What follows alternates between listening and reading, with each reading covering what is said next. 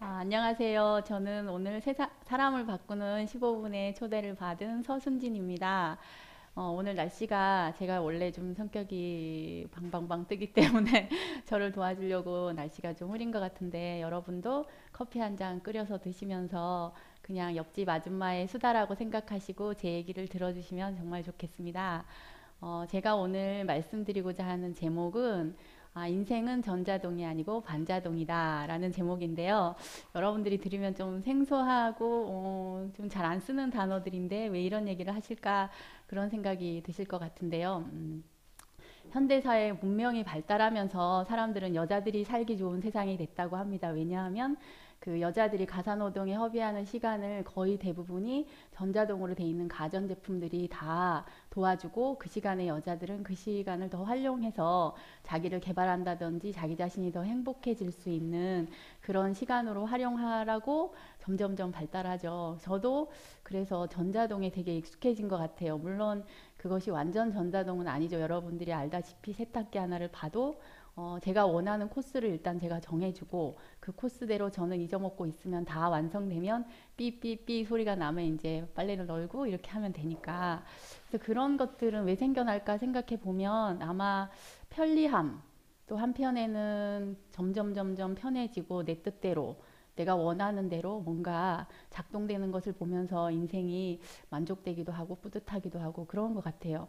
근데 이것이 이제 우리가 그냥 일상 가사노동에 적용되는 거는 괜찮은데 이것에 익숙해지다 보니까 나와 함께 사는 사람에 대해서도 전자동 시스템을 가동하려고 했던 것이 그 제 인생에 여러 번의 변화를 겪게 했던 것 같아요. 근데 가만히 생각해 보면 제가 학교 다닐 때 예를 들면 시험 공부할 때 보면 저는 열심히 공부를 해서 성적도 잘 나오고 싶고 그렇게 하고 싶은데 막상 시험 때 보면 공부하고 싶은 마음과 그 공부하지 않고 뭔가 밖으로 나가서 내 마음대로 하고 싶은 몸이 이렇게 갈등을 겪으면서 저도 학교 다닐 때 내 마음대로 안 되네, 내 뜻대로 안 되네 그런 생각들을 여러 번 했던 것 같아요.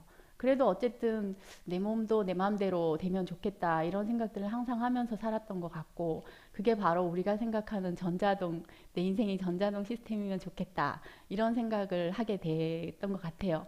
근데 이제 이 전자동 시스템이 내 인생에는 뭐 내 뜻대로 안 돼도 좀 합리화해요. 뭐 사람이니까 그래 이렇게 하면서 근데 이제 결혼을 하고 남편을 만나면서 그 남편이라는 사람이 이제 제 옆에 딱 오니까 그 세탁기 버튼 누르듯이 이 남자와 만나면 나를 사랑해주는 코스, 그래서 내가 행복해지는 코스, 그리고 아이들을 낳아서 더 행복해지고, 그러다 보면 내 인생은 해피엔딩으로 이렇게 끝나서 나중에 해피엔딩과 동시에 삐삐삐 음이 울리면 내 인생은 얼마나 행복한 인생인가 이렇게 생각하면서 갈 거라는 생각을 하면서 결혼을 했던 것 같아요.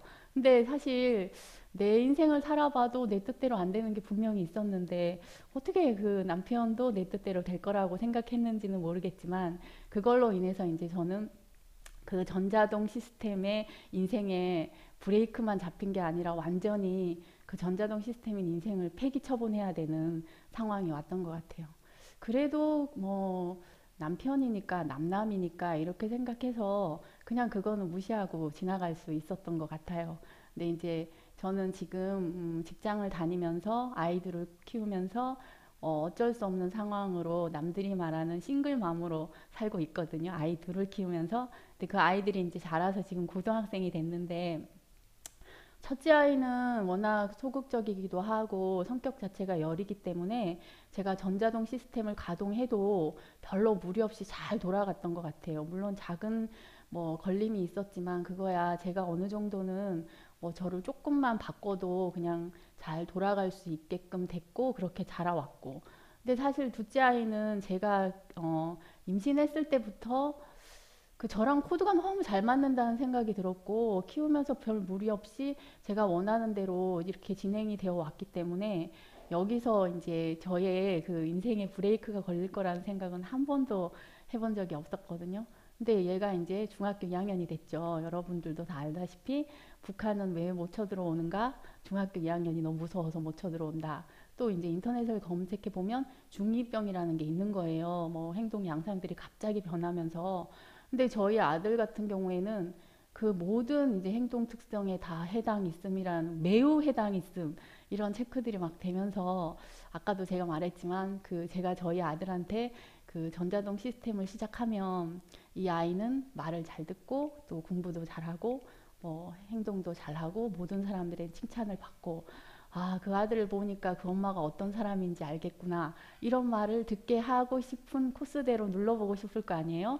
근데 그렇게 정해놨는데, 초등학교 때까지는 그런 대로 잘 진행이 됐는데, 중학교 2학년이 되면서 갑자기 뭐, 무단 결석, 가출, 뭐, 비행 청소년, 뭐 이런 이제 제가 생각하지 않았던 시스템으로 막 가기 시작하는 거예요. 그러니까 저는 이제 제가 원하던 시스템대로 제가 원하는 내 뜻대로 그냥 아이들을 계속 이끌어 가고 싶은 생각이 들겠죠. 왜냐하면 이 새로운 변화를 받아들일 수가 없으니까. 그리고 가만히 생각해 보면 뭐 물론 다른 엄마들처럼 잘 키우지는 않았지만 제가 가진 여건 속에서는 최선을 다해서 키우고 있는 상황이었으니까 왜 안 되지? 왜 내가 뭘 나쁜 거 해준 것도 없는데 또 그 인생에서 저는 항상 그런 생각을 하면서 살았거든요. 얘들이 내 인생처럼 살면 문제가 없겠구나. 이런 생각을 하고 살았기 때문에 그대로 진행되어 가는 것에 문제가 있을 거라는 생각은 한 번도 하지 않았고 그것이 더군다나 제가 너무 편하고 너무 의지하던 둘째 아들에게서 나타날 거란 생각은 한 번도 하지 않았기 때문에 그때부터 이제 뭔가 자꾸 저한테 이제 브레이크가 걸리는 사건이 일어났던 것 같아요. 그렇지만 이제 저는 뭐 내가 정해놓은 게 있고 원래 이대로 가는 거니까 저도 제 인생이 뭐 큰 변화를 안 겪으면서 그냥 정상적인 사람으로 살아왔으니까 그게 뭔지를 잘 몰랐던 것 같아요. 감지를 못하고 그냥 제 틀에 맞춰서 계속 받아들이면서 나랑 안 맞는 거에 대해서는 틀렸다고 말하고 왜 그러냐고 말하고 이렇게 하면서 시간이 지나갔던 것 같은데 이제 점점 아이가 집에 들어오는 걸 힘들어하고 계속 가출을 하고 그러다 결정적으로는 이제 그 요즘 제일 무서워하는 저는 정말 다른 일은 다 일어나도 좋지만 학교 폭력 같은 거는 좀 없었으면 좋겠다. 왜냐하면 다른 거는 개인적으로 잘못해서 그냥 개인이 끝나면 되는 거니까 학교 폭력이라는 거는 이제 상대방하고 뭔가 연관이 돼서 발생하는 거니까 이거는 내가 아무리 잘하고 싶어도 상대방하고 관계 안에서 뭔가 풀어야 되는 문제가 생기는 거니까. 근데 드디어는 이제 중학교 3학년 졸업 일주일을 남겨놓고 이제 저한테 경찰서에서 전화가 온 거예요. 아, 아드님이 이렇게 이렇게 해서 이제 집단 폭력의 피해자도 아니고 가해자로 이렇게 신고가 됐습니다. 라는 말을 들었을 때 저는 정말 충격을 받았던 것 같아요. 왜냐하면 그 사이에 많은 힘든 일이 있었지만 항상 제가 이제 그 뭐 예를 들어 학교에 이제 문제로 불려가고 그렇게 해도 나오면서 항상 생각했던 게 그거였거든요. 아직 죽지 않았으니까 내가 할 수 있는 일은 많이 남아있다. 그것이 저한테 위로가 됐고 또 이제 뭐 무단결석하는 걸 보면서 뭐 안 되면 1년 유급하면 되고 이렇게 뭔가 그 코스대로 안 가도 다른 코스로 이렇게 할 수 있는 여지들이 항상 그때까지는 남아 있었던 것 같아요. 그러니까 아직까지 제가 정해놓은 그 내 뜻대로 되는 범주 안에서 조금 벗어난 아니면 조금 더 많이 벗어난 그 정도였던 것 같아요. 그런데 이제 그 사건을 겪으면서 뭔가 저 안에 굉장한 이제 충격이 오면서 아, 지금까지 내가 했던 것들을 고수해서는 도저히 이 아이의 인생에 어,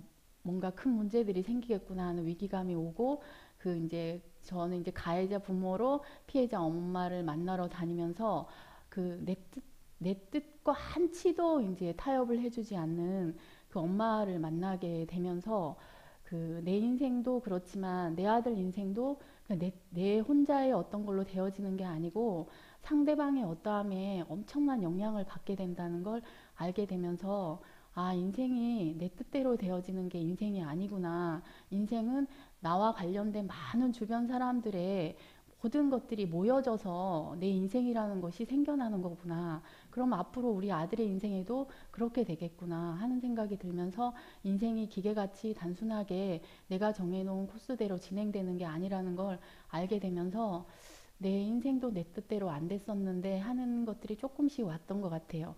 그래도 저는 뭐 바꿀 생각 안 하고 계속 내 뜻대로 아들에게 요구하고 강요하고 이런 일이 있었는데, 제가 결정적으로 바꾸게 된 거는 제가 아들에게 설득하고 뭐 위로하고 이해해주고 뭐 용서해주고 용납해주고 이런 것들이 계속 반복되면서 저도 많은 갈등을 겪게 됐는데, 하루는 이제 제가 아들에게 또 그날도 얘기를 하고 있었는데 아들이 저한테 이런 말을 하는 거예요. 엄마, 나도 그렇게 안 하고 싶다. 엄마가 나 때문에 죽고 싶은 마음이 드는 것도 싫고. 그런데 나도 내 뜻대로 안 된다. 나도 그렇게 안 살고 싶은데 그렇게 안 되는 걸 어떻게?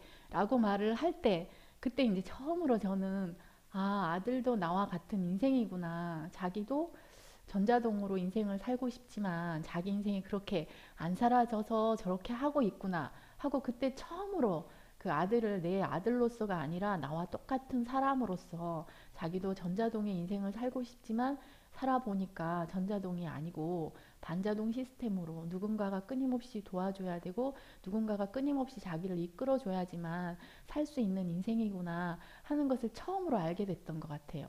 그렇다고 그것을 받아들였지만 내 인생과 내 아들 인생에 새로운 희망이 생기거나 그러지는 않았던 것 같아요. 근데 어느 날 제가 이제 저는 지금 교회를 다니고 있거든요. 여러분들 중에는 뭐 절에 다니는 분들도 있고 뭐 성당에 다니는 분들도 있겠지만, 저는 일요일마다 이제 교회를 가는데, 그 교회에 가서 어느 날 목사님이 말씀을 하시는데 이런 얘기를 하시는 거예요.